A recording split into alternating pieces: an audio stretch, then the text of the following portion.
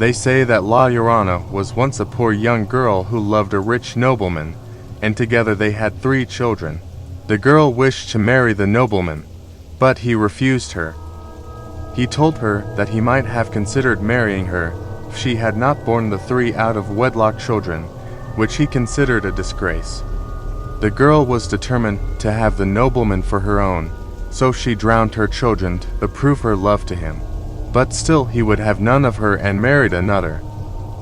Mad with grief, the girl walked along the river, weeping and calling for her children, but they were gone. So she drowned herself.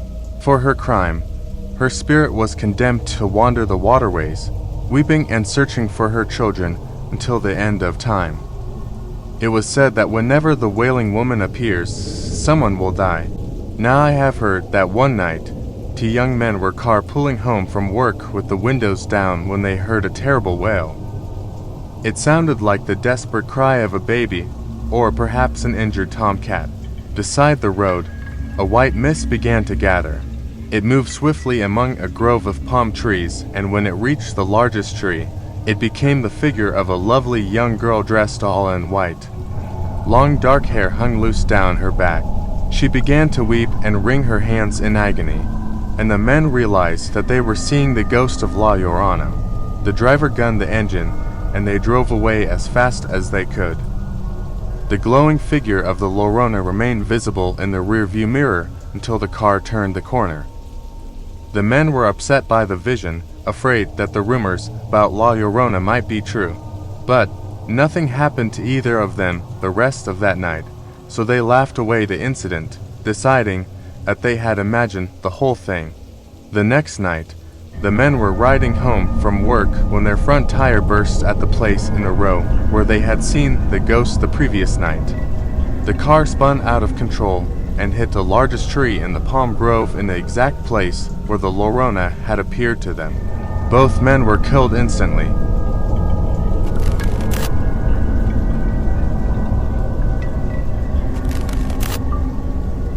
Our hostel was outside a village. We were not even allowed to go out of campus after 9 p.m. In my room we were 4 roommates. Same was the situation in the room next to me. Every night around 12 to 2 a.m., dogs from the forest gathered below our room's window and started barking. They used to stare at our and our neighbors' windows and bark continuously. We kept some pebbles on our windows to throw at them whenever they did so. I was the only Brahmin in the hostel, and I used to wear my holy band called 𝚜𝚘𝚛𝚎. One day accidentally, my room partner woke up at 3 a.m. and he saw someone waking in the room. The room was smelling bad. He is a calm person, so he didn't shout and observe what that person is doing in our room. He saw that for 5-10 minutes, he just roamed in our room and then jumped out from our balcony. He immediately understood that it is an inhuman personality. He started to utter 𝚘𝚘𝚗𝚗𝚎. Next day he narrated the whole incident. We all were scared. There were total 8 students in 2 of our rooms. We all decided to sleep in one room. We all were talking. It was around 12 a.m. and the dogs started barking again at our windows. We threw stones at them so they ran away. Then we decided to sleep. After about 1 hour all were sleeping and suddenly something touched me. I just opened my eyes and saw that one of my friend, who was sleeping near me, was staring at me. I shook him but he didn't move. He was too terrified. He just said in my ears he is in the room. I asked him who? But he just kept on saying me he is in the room. Next day morning everyone was so scared because they saw some old male walking in the room.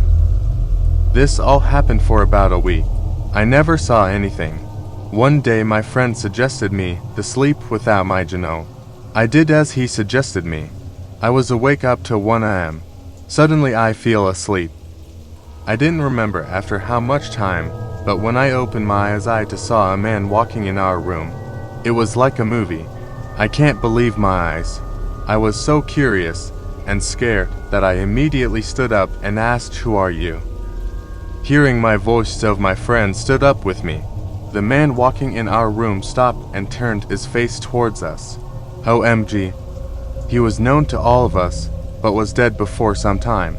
I cannot describe who he was, because he might still exist and turn up again to me reading his name over here, or to anyone reading this story.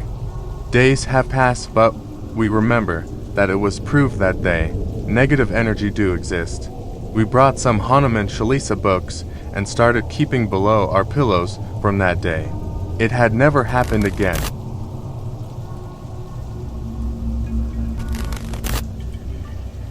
This story was told to me by my mom. When I was 3 years old, my Uncle Gary and Aunt Lorraine took me to spend a night at their house. They made me a bed at the bottom of theirs, and there I fell asleep. In my Uncle Gary's house there are 2 doors, one on the right side of the house and one on the left side of the house. The door on the left side they never used because they found it hard to open and close, so they always used the door on the right. On this night I woke up and managed to open that door on the left. With nothing on but a white nightgown and socks on my feet, I walked up Mayor Avenue, which is a hill, with my shoes in my hand. I stopped at the top and just stood there. A couple coming home from a night on the town noticed me and stopped their car.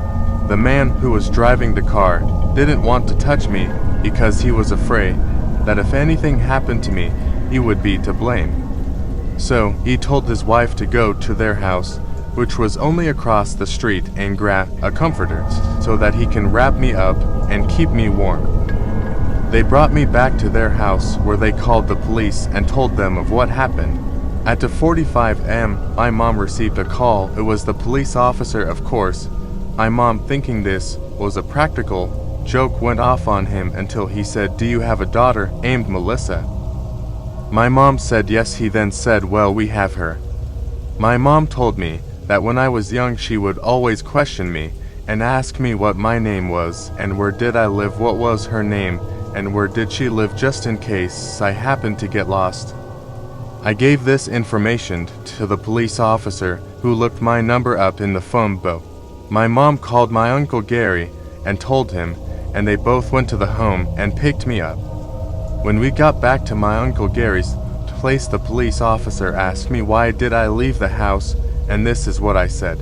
I woke up and a lady in a blue dress told me to walk up the hill and wait, because she was going to take me to see my Poppy Harding in heaven. She walked with me and sang to me. Then they asked me where did I see this woman in the blue dress, and I pointed to the window in the living room and said she was in the corner of the window. Let's just say that everyone in the room was shocked by what they just heard, especially coming from a 3-year-old. The next morning my mom, my nan and myself went to see a priest named Father Walsh, and he asked me to tell him the story, but I couldn't remember. Later that evening it hit my mom. Before I was born, my grandfather's cousin, who everyone called Kitty, lived with them, and before she died, she had 2 wishes. One was to receive her old age pension, and the other was to see my mom's baby. When she died, my mom was 5 months pregnant with me. My mom told me that the day she was buried she wore a blue dress. So she is completely 100% convinced that Kitty visited me on that night. Father Walsh said to my mom, "Your child has an early calling. I don't know of what or when, but she is blessed." This is when I started to see and talk to the departed. 24 years later I'm still doing it, and now I know how this came to be.